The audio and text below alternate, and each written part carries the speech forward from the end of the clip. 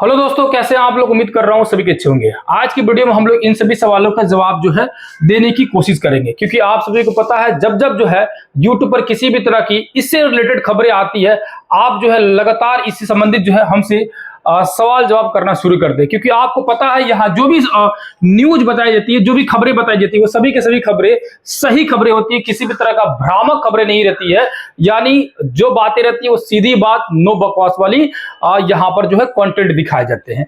तो यहाँ आज भी आप सभी को किसी तरह का प्रचार, किसी तरह का प्रमोशन नहीं, जो आपने सवाल पूछे इन सभी सवालों का जवाब देने की कोशिश करूंगा। तो शुरू करते हैं आज का वीडियो और आप देख रहे हैं ASC अकेडमी। सबसे पहला सवाल जो आपके मन में आ रहा है या आपने जो सवाल पूछा हुआ है कि सीटेट में 82 नंबर वाले का क्या होगा। जिनका 82 नंबर वाले हैं उनको क्वालिफाइड माना जाएगा, नहीं माना जाएगा, आरक्षण का क्या हो रहा है, इन सभी सवाल मन में जो आ रहे हैं उसके बारे में जवाब देने की कोशिश करते हैं। याद रखिएगा पिछले जो टियर 1, 2, 3 इन सभी में जो नोटिफिकेशन ने कहीं भी स्पष्ट नहीं कहा था कि किसको रखेगा किसको नहीं रखेगा। इवन यहां तक भी नहीं बताया था कि आरक्षण जो महिलाएं को मिल रहा है वो बिहार की महिलाओं को मिलेगा या अदर स्टेट वाले महिलाओं को मिलेगा। सिर्फ महिला वर्ड यूज किया गया था, तो पूरे ऑल ओवर इंडिया के जो भी महिला फॉर्म भरे थी वो सबको आरक्षण सेम समान कैटेगरी में दिया जा रहा है। और वही कोर्ट ने कहा है कि आपकी मिस्टेक है, आप सबको आरक्षण देंगे। साथ ही साथ में जो विकलांग कैटेगरी में थे, जो हैंडीकैप कैटेगरी में थे, उनको भी बिहार के हो या ओवरऑल पूरे इंडिया के हो, उनको भी उसी तरह का आरक्षण दिया जा रहा है, यानी बराबर आरक्षण दिया जा रहा है। तो याद रखिएगा आरक्षण के मामले में फिलहाल 1, 2 और 3 इन सबको जो है कोर्ट के द्वारा, कोर्ट के आदेश से जो है अलाउ कर दिया गया है कि आपने मेंशन नहीं किया था कि बिहार की महिलाओं को, बिहार के जो हैंडीकैप जो स्टूडेंट है उनको सिर्फ आरक्षण दिया जाएगा, मतलब ज्यादा आरक्षण मिलेगा या बाहरी लोगों को मिलेगा, ऐसा आपने नहीं कहा है। आयोग ने अपने नोटिफिकेशन में स्पष्ट नहीं किया है। इस वजह से ओवरऑल पूरे इंडिया के जहां से फॉर्म भरी गई है सभी को यह आरक्षण दिया जा रहा है। जो महिला आरक्षण, जो हैंडीकैप आरक्षण बिहार के हैं वही अदर वाले स्टेट के भी है।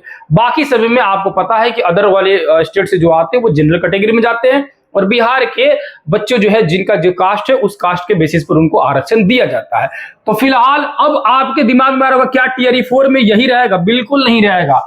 आयोग को जब एक बार फटकार मिल चुकी है कोर्ट की तरफ से, आयोग को एक बार समझ आ चुका है, या आयोग को तो पहले से भी समझ होगा, हो सकता है वो जानबूझ के गलतियां करते रहता है।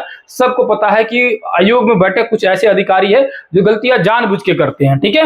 लेकिन अब नजर में सब किसी के आ गया है, तो हमें जहां तक समझ आ रहा है टियर 4 में ये आरक्षण हटा देगा, यानी अदर स्टेट की महिलाओं को आरक्षण बंद कर देगा। जनरल कैटेगरी में वो भी गिने जाएंगी। उस कंडीशन में आपका 82 नंबर जो है खत्म हो जाएगा। अदर स्टेट वाले लोगों का उनको 90 नंबर ही चाहिए होगा, चाहे आप किसी भी कास्ट से बिलोंग कर रहे हो।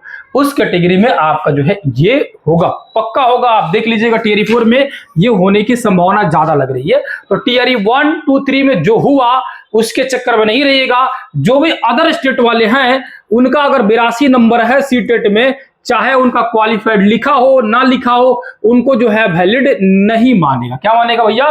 वैलिड नहीं मानेगा।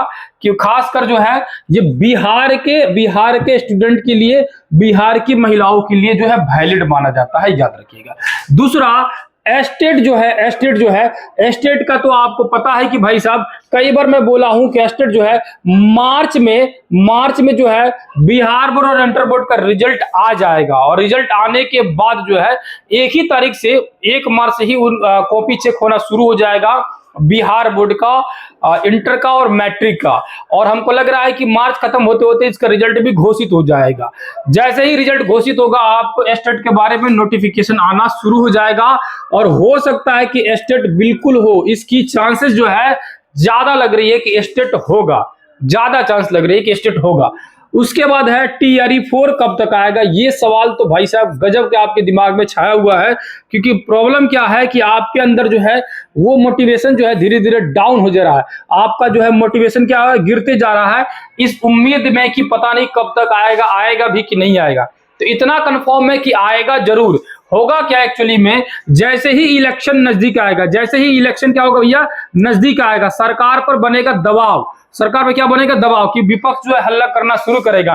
सरकार जो है फटाक से आयोग को कहेगा कि भाई साहब तू एग्जाम किसी भी तरह ले लो, किसी भी तरह ले लो, धांधली करो, कुछ भी करो, लेकिन ले लो एग्जाम।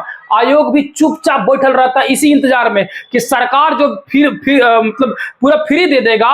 जैसे होता है ना कि खुला सांड छोड़ दिया गया खेत में कि जाओ जेने मन कर ओने कचार दो, तो उसी तरह आयोग भी चुपचाप बैठल रहता है। जैसे ही सरकार देता है भाई साहब कि अब तुम एग्जाम ले लो, धड़ल्ले से फॉर्म भरवाता, उसी में गोलमाल होता है।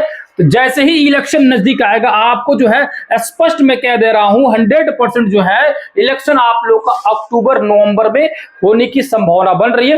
नवंबर में सेशन जो है खत्म होगा, इलेक्शन वाला 5 साल वाला सेशन जो है जो विधानसभा का है ये खत्म होने जा रहा है। तो आपका जब सेशन खत्म होता है ना, उससे 1 महीना पहले भी या उसके बाद भी, 1 महीने नहीं 6 महीने पहले भी करा सकता है जो इलेक्शन जो ये क्या बोलते हैं उसको, इलेक्शन जो आयोग है वो करा सकता है, इलेक्शन कमीशन जो है वो जब मर्जी करा सकता है। तो हमें उम्मीद है कि अक्टूबर नवंबर में इलेक्शन देखने के लिए मिल सकता है, इलेक्शन देखने के लिए मिल सकता है। तो आप मान के चलो कि अक्टूबर में ही हो रहा है इलेक्शन, मान के चलो अक्टूबर में हो रहा है, तो याद रखना अक्टूबर में अगर हो रहा है तो आपका जो है अगस्त या सितंबर में जो है, अगस्त या सितंबर में जो हर हाल में एग्जाम हो जाएगा, हर हाल में हो जाएगा, कंफर्म हो जाएगा।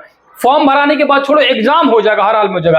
क्योंकि अगर फॉर्म भरवाता है ना, फॉर्म भरवा भी लेता है, तो फिर विपक्ष उस पर हल्ला करना शुरू करेगा कि भाई सब एग्जाम नहीं होगा, एग्जाम कैंसिल हो जाएगा, इसको वोट मत दो। तो हमें उम्मीद है कि एग्जाम जो है हो जाएगा इस समय तक।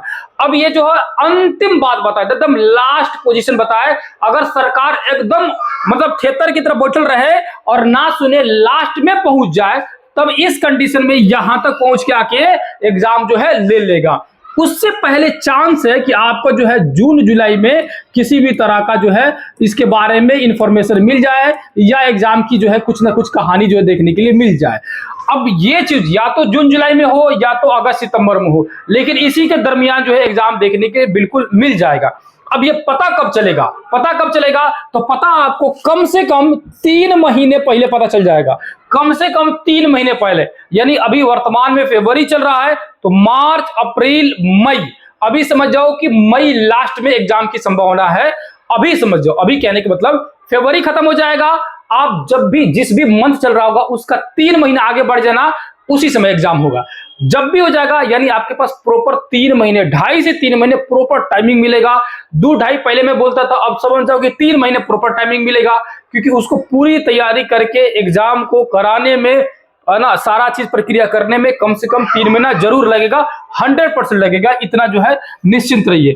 अब जैसे ही एग्जाम आएगा तो डोमिसाइल का जो है मुद्दा बिल्कुल उठेगा, और डोमिसाइल वाला का जो है आपको देखने के लिए जरूर मिलेगा। अब सप्लीमेंट्री रिजल्ट का जो है बहुत सारे बच्चे जो है इंतजार कर रहे हैं, लेकिन यहां जो है उम्मीद गिरता नजर आ रहा है। जो बात सही है वो सही बात है, सप्लीमेंट्री रिजल्ट जो है मूड में नहीं है सरकार। इसको लेके भागेगा किसमें, इसको लेके भागेगा किसमें, तो याद रखिएगा इसको लेके भागने के चक्कर में है TRE 4 में। तो हमें जो है कम उम्मीद दिख रहा है, लेकिन जो है उम्मीद पर दुनिया कायम है। आपको जो है उम्मीद बनाए रखना, अपनी कोशिश जारी रखना है। हो सकता है कि सप्लीमेंट्री जो रिजल्ट जो है दे, या हमें ज्यादा चांस लग रहा है कि इसको TRE 4 में लेके जाए। तो बाकी जो चीजें हैं आपको उम्मीद है कि समझ आ गया होगा, और कोई खबरें होगी तो आप लोग कमेंट करके पूछ लीजिएगा, अगले वीडियो में उसको डिटेल से समझा दिया जाएगा। याद रखिएगा ये सारी की सारी चीजें हैं जैसे मैंने बताया हुआ है वैसे ही होने की संभावना ज्यादा बन रही है। अब इसके अलावा जो भी चीजें आप भ्रामक सुन रहे हैं, तो आप लोग जो है थोड़ा सा मिसगाइड हो जाते हैं, उससे थोड़ा सा बच के रहिए।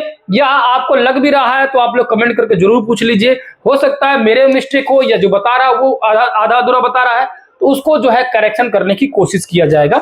मिलते हैं दूसरे किसी वीडियो में, तब तक के लिए बहुत बहुत धन्यवाद आप सभी का। और आज शाम 7 बजे हम लोग जो भारतीय राष्ट्रीय आंदोलन जो हो रहा है हम लोग का क्लास, उस क्लास का YouTube पर ही फ्री ऑफ कॉस्ट जो है आप लोग MCQ प्रैक्टिस करा रहा हूं। जिनके पास समय होगा आप लोग आके जुड़िएगा। आज जो है कम से कम जो है 500 से ज्यादा क्वेश्चन जो है भारतीय राष्ट्रीय आंदोलन, जिसको आप लोग INM बोलते हैं, इंडियन नेशनल मूवमेंट, उसका टॉप 500 क्वेश्चन कराने वाला हूं। सिर्फ भारत का ही नहीं, उसमें भारतीय राष्ट्रीय आंदोलन के साथ साथ बिहार का भी क्या योगदान रहा उस आंदोलन में, यानी भारतीय राष्ट्रीय आंदोलन में बिहार में क्या क्या प्रक्रियाएं हो रही थी, वो भी क्वेश्चन उसमें ऐड किया हूं। यानी समझो ओवरऑल इंडिया के आंदोलन के बारे में, है ना, और बिहार से कितने लोग उस आंदोलन में लगे हुए थे, बिहार में क्या हो रही थी, इन सभी का एक साथ क्वेश्चन जो है बनाया हूं।